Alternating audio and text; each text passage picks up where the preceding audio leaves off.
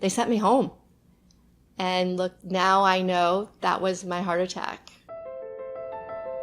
We're talking today to Diane Berger. Diane, could you go ahead and introduce yourself and tell us a little about what happened to you with regard to SCAD? Hi, I'm Diane Berger, and I'm from Laguna Beach, California.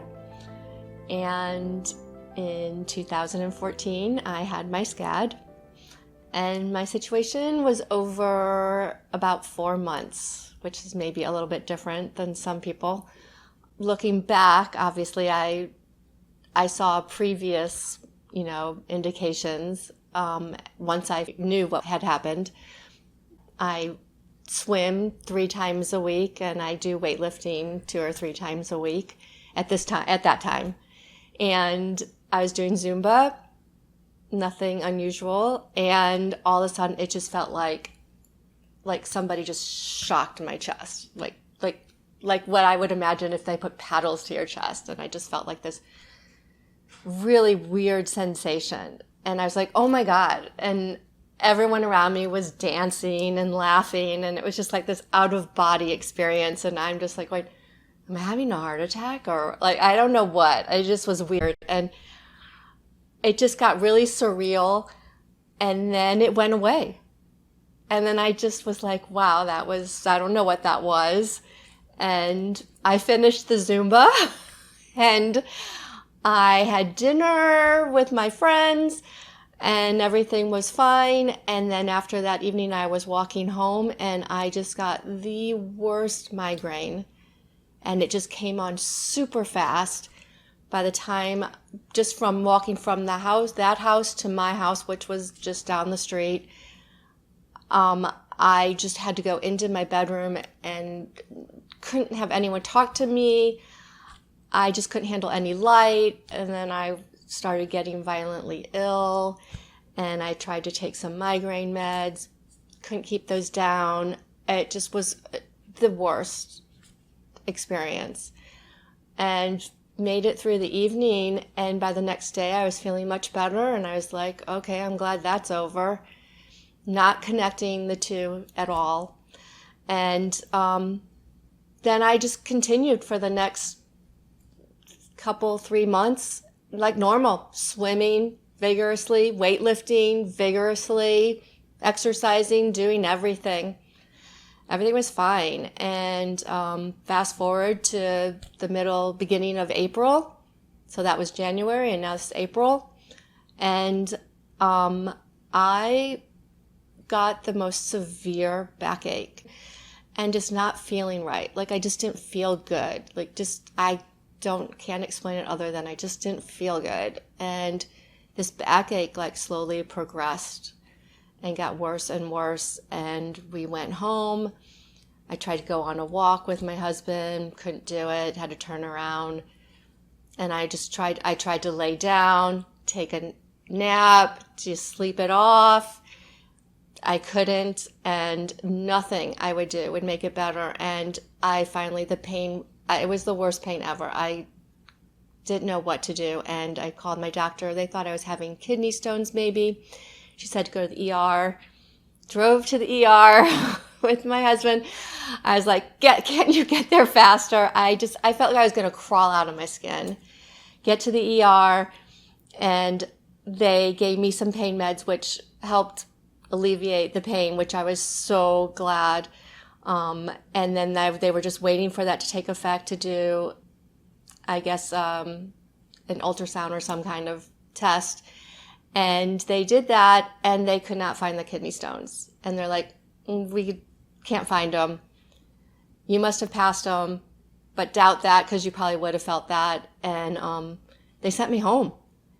And look, now I know that was my heart attack. I was literally having a heart attack. They sent me home, and I continued my life working out and swimming vigorously for 3 weeks. And while I was swimming, 3 weeks later, I just got this very minor tingling in my left arm. And because it was my left arm, I was like a little nervous.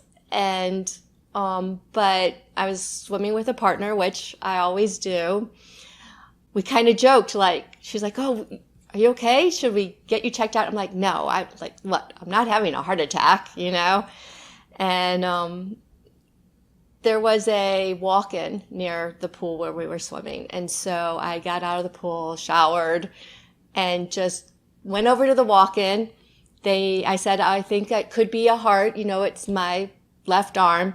They made me wait an hour, fill out lots of forms, wait some more.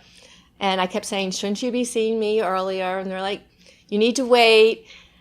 And I just kept waiting. And then they came in finally and did an EKG. And they said it was a little abnormal, but I could go home or I could go to the ER. And it was just really weird because they said I could go home, which means I would drive myself home. But if I went to the ER, I needed someone to take me and not an ambulance. So I called my husband, but he was at work and he was coming as fast as he could. But it was like, maybe a half hour waiting for him. And they just left me in a room. And I was like, can I leave the door open? They're like, no, we need it closed for HIPAA. I'm like, but really, I'm okay. I'd rather it be open. They're like, no. And I asked for a copy of my EKG. And when my husband got there, we went to the ER. I don't know why I said to go to the ER because I felt fine. But something just said, just go.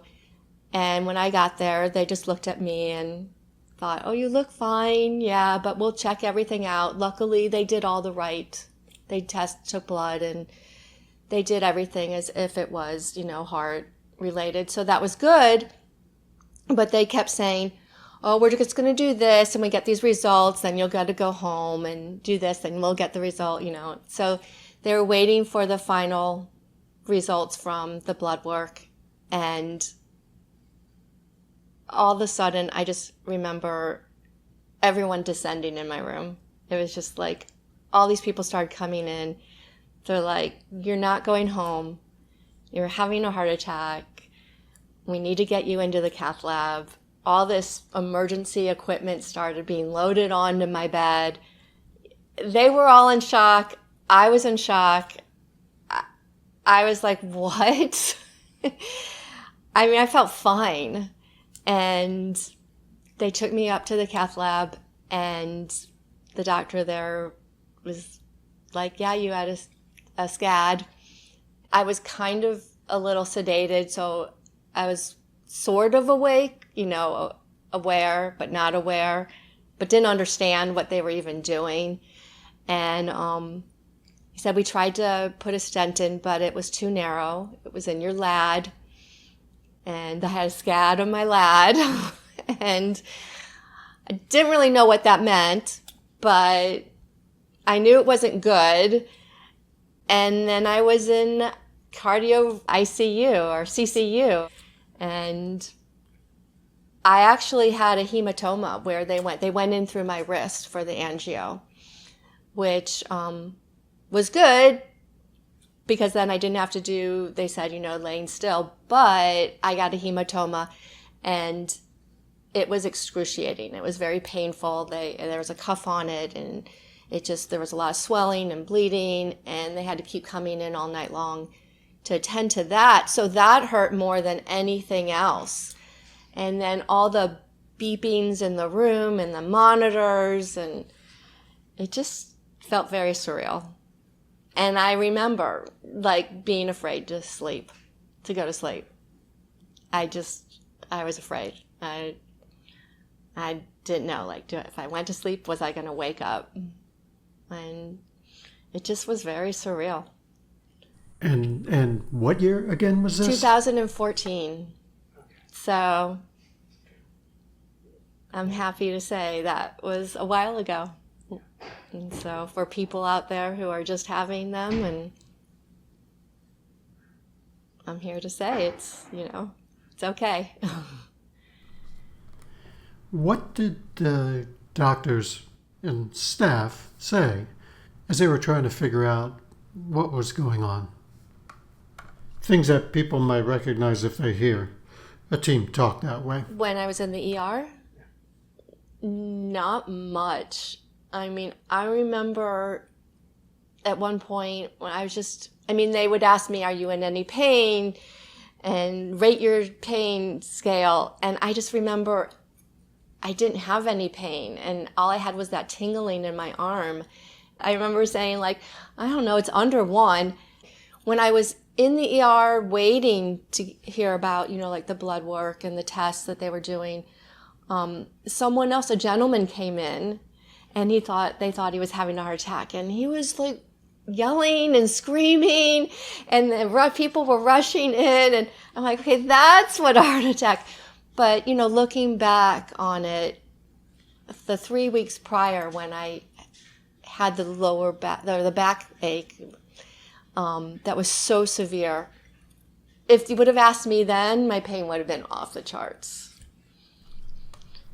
Now, have you gone to cardiac rehab? And if so, what's your impressions?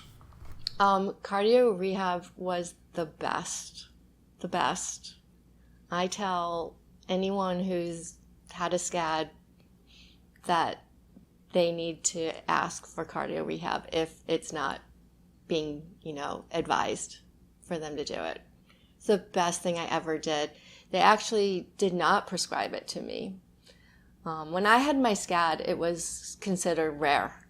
I mean, they were still saying, oh, this is a fluke, this is rare.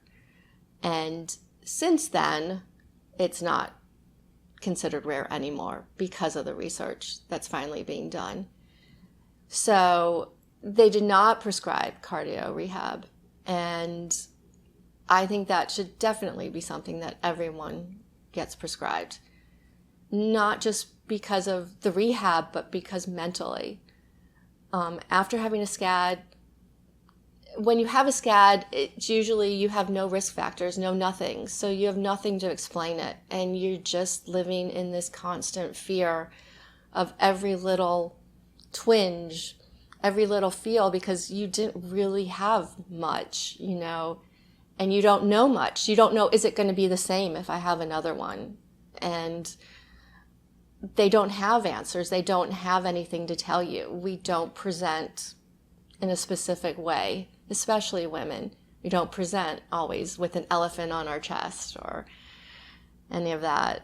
And so going to rehab, they are so kind, and you just get your confidence back, and you're being monitored, and so you can do things. I worked out a lot, and I was afraid to exert myself, and so being hooked up and having someone watch me and being able to go on a treadmill and get my heart rate up and have them tell me, you're fine, everything looks fine. And they give it to you for a long time. It's a long period, and take advantage of it. I got really comfortable working out with someone watching me. And then I was able to say, okay, I want to simulate like walking in my neighborhood and hills and faster pace. And I got conditioned, and I learned that your heart is like any other muscle, in that I couldn't get my heart rate up past a certain amount, but once I started conditioning my heart back after resting after my SCAD for so long, it got stronger, and I could do more and more without getting my heart rate up. And I got used to what it would feel like to get my heart rate up and being okay. So how do you balance the desire to be active with the desire to be safe?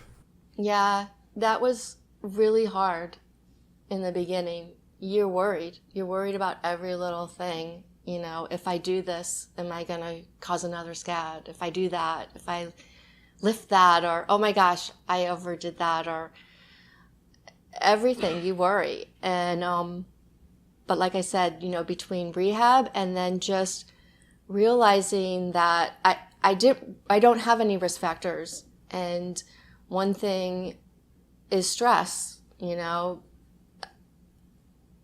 that's all I could think of, finding ways to reduce stress, which to me is a good thing for everybody, whether you had a SCAD or not.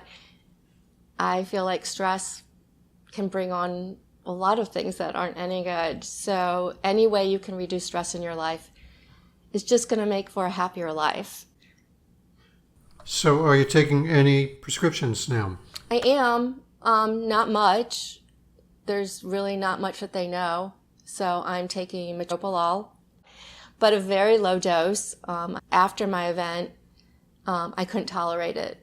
My blood pressure was too low, and I'd be like, I remember first like waking up in the morning sometimes and just getting out of bed.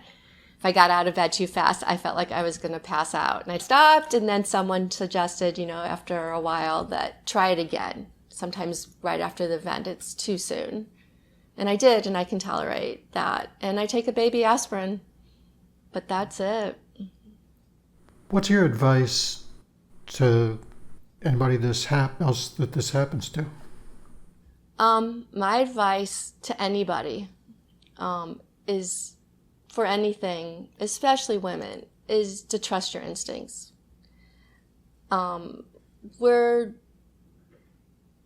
We try to just do it all and keep going, and we don't have time. And if anything doesn't feel right, trust it. Looking back, I could tell something just didn't feel right. It wasn't obvious, except for when my backache got really bad. But leading up to the other times, something just like the tingling in my arm, it just didn't feel the same as a normal tingling, like when your arm wakes up from being asleep. But it was so minor. I could have easily just gone home. And there were so many times that I just felt very lucky, because they'd sent me home, and I did go home, and I did take a nap. I did lay down. When I went to my primary care doctor right after it happened, that's the one thing everyone kept saying: you're so lucky to be here. You're so lucky to be alive. That's the widowmaker. They just kept saying, you're so special, to the point that you just don't want to hear anymore how special you are. You don't want to be that kind of special. But I am lucky. And so my advice is to trust your instincts and to be an advocate. You need to be an advocate. If they try to send you home, say no. What would you say to somebody who thinks this just can't happen to me?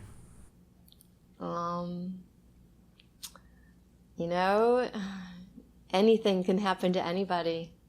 People say, do you live your life differently? I'm like, no. Yeah, I could have a SCAD tomorrow, but I could also be in a car crash tomorrow. How do you know it can't happen to you? I do know that, I never thought a heart attack, and I see how people could. I have no risk factors, but anything could, and you're just better off being having the knowledge and being aware. And that is what my goal is. I feel like I have been given, or was given, so many chances that it could have gone differently, and it didn't. And I feel like I need to pay that forward to create awareness about SCAD. Every time I get a chance, I try to talk about it. And if I'm in the ER for something else or something minor, or with a medical professional, I talk about SCAD. I've talked to my local EMTs. I just talk about SCAD. It's awareness, awareness, awareness. So I think everyone should be aware. Heart disease is the number one killer of men and women. A lot of women don't know that. A lot of men don't know that. We all need to know that. That should be our number one focus. It's more than all cancer combined. And that's incredible. Well, thank you so much for sharing your story. Thank you.